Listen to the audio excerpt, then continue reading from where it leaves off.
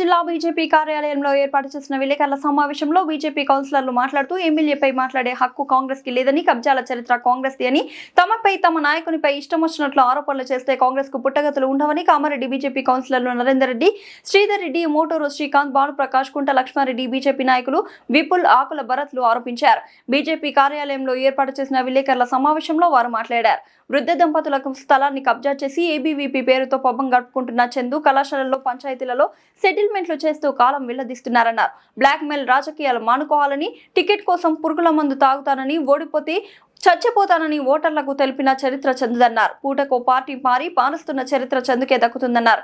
పుట్ట శివయ్య ఫ్లాట్ కబ్జా చేసి సెటిల్మెంట్ భూ కబ్జా దండుపాలెం బ్యాచ్ వల్లే ప్రవర్తిస్తున్నాడన్నారు. వైశ్యుల పేరుతో పబ్బం గడుపుతూ కైలాస్ శ్రీనివాస్ వైశ్యులకు ఏం చేశారని ప్రశ్నించారు. ఆర్యవైశ్యుల గురించి మాట్లాడుతున్న కైలాస్ శ్రీనివాస్ ఆర్యవైశ్యులకు ఏమి వెలుగుపెట్టాడని ప్రశ్నించిన మోటూరు శ్రీకాంత్, అగ్రవర్ణ పేదలకు సైతం రిజర్వేషన్ ఇచ్చిన ఘనత బీజేపీ పార్టీకే దక్కుతుందన్నారు. చోటా షబీర్ బాయ్ అని చెప్పుకుంటూ తిరిగే గూడెం శ్రీనివాస్ ఎన్నికల నిబంధనలను తుంగలు తొక్కి నియమ నిబంధనలు పక్కన పెట్టి బోర్ వేశారన్నారు. గుమ్మడికాయ దొంగ అంటే భుజాలు తరుముకున్నట్లు కాంగ్రెస్ పరిస్థితి ఉందన్నారు. కళాశాల స్థలం గుంట కూడా కబ్జా కాలేదని లేనిపోని ఆరోపణలు చూస్తే ఊరుకునేది లేదన్నారు. ఈ కార్యక్రమంలో బీజేపీ కౌన్సిలర్లు రాహుల్, డాకే అరవింద్, మధుకృష్ణ, వినోద్, నేహాల్, సంతోష్ రెడ్డి తదితరులు పాల్గొన్నారు. Atal mission for renovation and urban transformation అని ఈ స్కీమ్ అటల్ అమృత్ అనే పేరు మీద ఇది 4800 టౌన్స్కు వాటర్ సప్లై ప్లస్ 500 టౌన్స్కు సీవేజ్ అంటే ప్యూరిఫికేషన్ ఆఫ్ డ్రైనేజ్ వాటర్ ఈ ప్రోగ్రాము ప్లస్ 500 సిటీస్కు గ్రీనరీకి అంటే చెరువులు, కుంటలు ఉన్న దగ్గర గ్రీనరీని డెవలప్ చేయడానికి ఈ స్కీమ్ స్టార్ట్ చేసింది. అందులో భాగంగా మన తెలంగాణకు 2780 కోట్లు అలొకేషన్ చేసింది సెంట్రల్ గవర్నమెంట్. ఈ స్కీమ్ మొత్తం కేంద్ర ప్రభుత్వ ఖర్చు 2,99,000 కోట్లు. 5 years ప్రోగ్రాంలో కేంద్ర ప్రభుత్వం కేటాయించిన నిధులు డైరెక్ట్గా పట్టణాలకు 2,99,000 కోట్ల రూపాయలు ఈ 5 సంవత్సరాల. ఇందులో 2,780 కోట్లు ఫస్ట్ ఫేజ్లో మన తెలంగాణకు వచ్చింది. ఇది ఎన్నటి స్టార్ట్ అయింది స్కీమ్ అంటే ఫస్ట్ జీవో వచ్చేసి 12/11/2021 నాడు గవర్నమెంట్ ఆఫ్ ఇండియా ఇచ్చారు.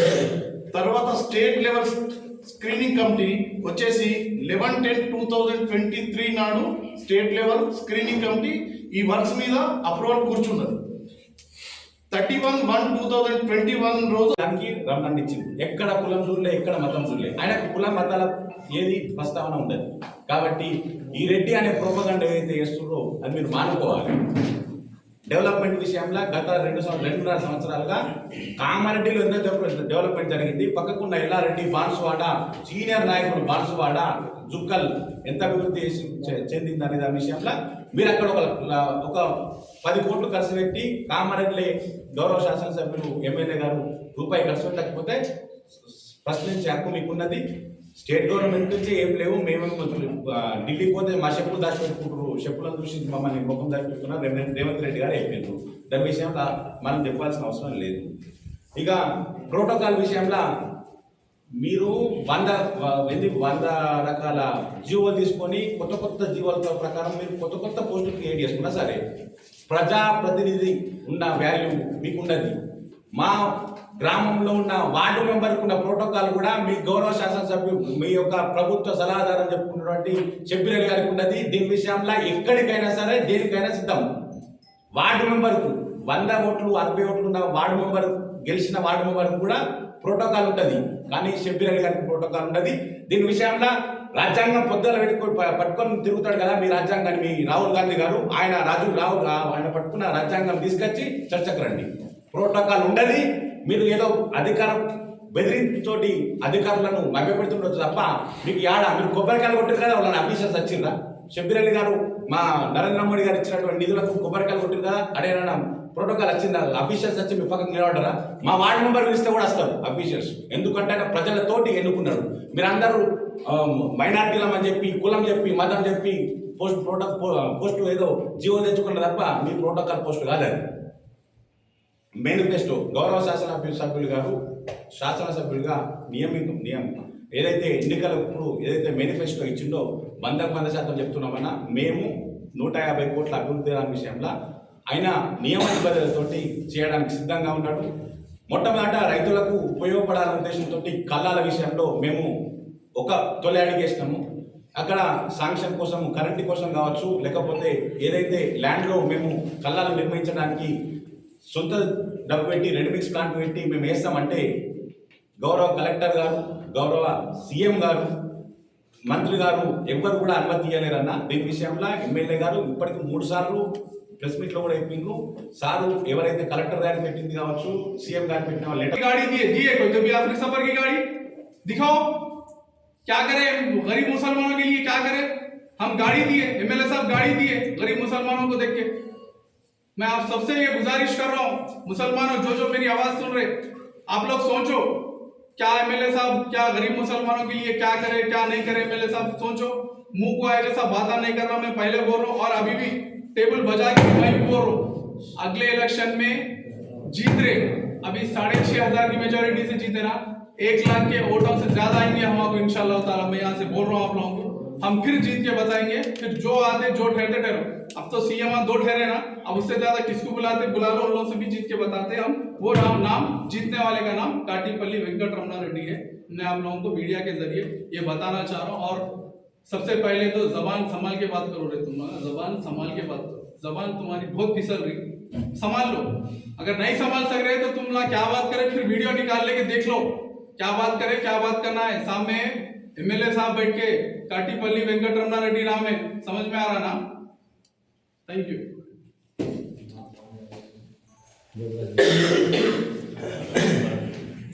నువ్వు కబ్జా పెట్టిన ప్లేస్లో ఒక కంటైనర్ బాక్స్ పెట్టి దాన్ని అడ్డగా మార్చి నువ్వు దావత్లో జల్సాలు చేసిన మాట వాస్తవం కాదని నేను అడుగుతున్నా. ఊరుకున్నా కొద్ది తెగరెచ్చిపోతున్నావు. ఎవరికి తెలియదు అనుకుంటున్నావు చరిత్ర?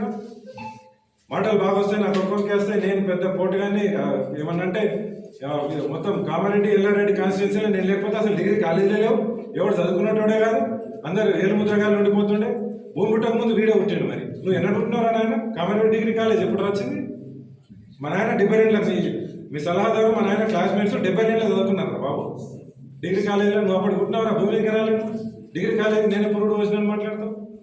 అసలు ఏది ఎమ్మెల్యే క్యాంప్ ఆఫీస్కి నేనే మొత్తం పురుడు వచ్చిన నేనే బుక్ చేసినట్టు మాట్లాడతావు? నీలాంటి పోరాటాలు 100 మంది 1000 మంది కొట్లాడేది చాలా మంది. నువ్వు మొత్తం దాన్ని అడ్డం పెట్టుకొని కబ్జాలు చేసినావు, వసూలు చేసినావు. సిగ్గుశరం ఉండాలి నీకు ఇంకొకసారి ఇట్లాంటి మాటలు మాట్లాడాలి. నా వాళ్ళనే 3 సార్లు దౌడపాలు రాలగొట్టారు జనాలు, 3 సార్లు ఓడగొట్టారు. కాలు మొక్కి ఏలాడ మొత్తం కనిపించిన ప్రతి మనిషి కాలు మొక్కినావు. అయినా కూడా నీ నువ్వు దొంగవని తెలుసు వాళ్ళకి, కాబట్టి నిన్ను అసలు ఏమాత్రం కన్సిడర్ చేయకుండా 3 సార్లు ఓడగొట్టారు. అయినా నీకు సిగ్గుశరం లేదు. ఎమ్మెల్సీ వస్తుందని చెప్పుకొని తిరగలేవా? వాసవి కార్పొరేషన్ వస్తుందని చెప్పుకొని తిరగలేవా? వచ్చినారు మీ దానిక ఇచ్చిండ్రు. ఆ రేవంత్ రెడ్డి కార్పొరేషన్ ఇచ్చిండ్రు, రూపాయి ఇయ్యను. కార్పొరేషన్ ఆమె పదవి అయిపోయింది పాపం. మా కాలువసులు తక్క ఓ బుగ్గ కారు, ఓ అసిస్టెంట్, ఒక ఆఫీసు, ఇంత జీతం. మరి పేద ఆర్యవైశ్యులకు మీరు చేసింది ఏముంది? ఇలా ఆర్యవైశ్యులకు నరేంద్ర మోడీ చేసిండు 10% ఈడబ్ల్యూఎస్ స్కీమ్లా మాకు రిజర్వేషన్ ఇచ్చిండు. మేము గల్లా ఎగరేసుకొని చెప్తాం. మేము భారతీయ జనతా పార్టీ మోడీ గారు అగ్రవర్ణ జాతుల కోసం, అగ్రవర్ణ పేదల కోసం ఈ రోజు 10% ఈడబ్ల్యూఎస్ ఇచ్చిందని మేము చెప్పుకుంటాం. మీరు చేసింది ఏందో చెప్పు. బెదిరించుడు, వ్యాపారస్తుల దగ్గర డబ్బులు వసూలు చేసుడు, అన్న రమ్మన్నాడు అనుడు, ఇక కూర్చొని అటు ఇటు చూసుకుంటా వాళ్ళందరూ వీళ్ళందరూ.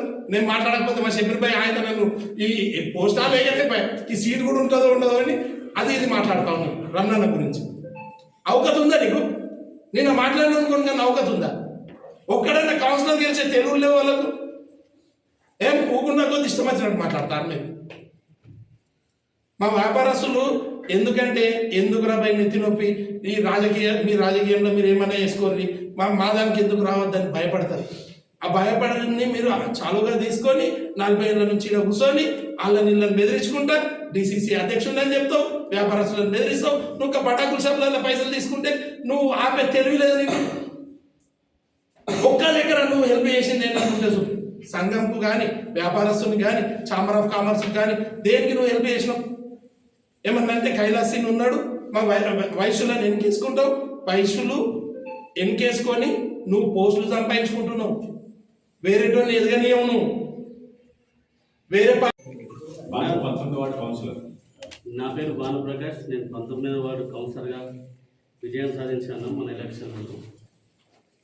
నిన్న ప్రెస్ మీట్ ఎమ్మెల్యే గారు మాట్లాడిన తర్వాత నా వార్డు నుంచి నా పైన గెలుపు చాతగాక ఓడిపోయినటువంటి గుడుగుల సీను అనే ఒక వ్యక్తి ఎమ్మెల్యే గారిని విమర్శించేంత స్థాయికి వెళ్ళిపోయినాను.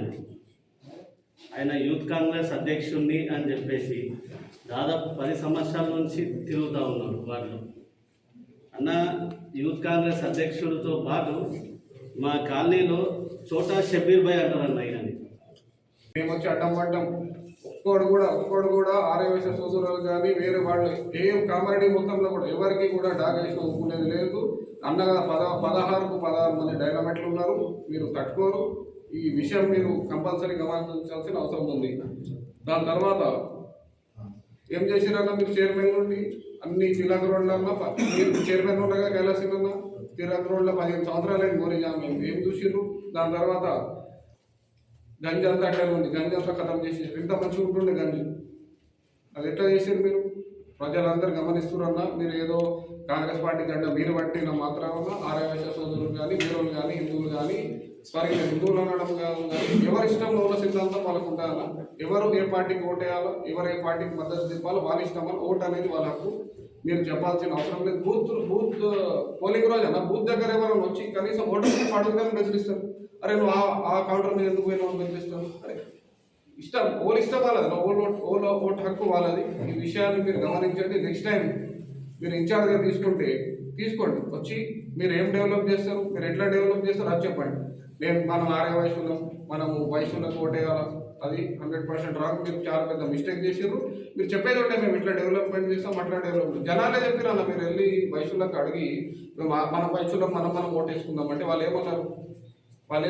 అరే నువ్వు ఏం డెవలప్మెంట్ చేస్తావు అది చెప్ప మాకు తెలుసు ఓలో ఓటేయాలి. మీరు డెవలప్మెంట్ గురించి మాట్లాడండి నెక్స్ట్ టైం. అలాగే ఈ అవకాశం ఇచ్చినందుకు ధన్యవాదాలు.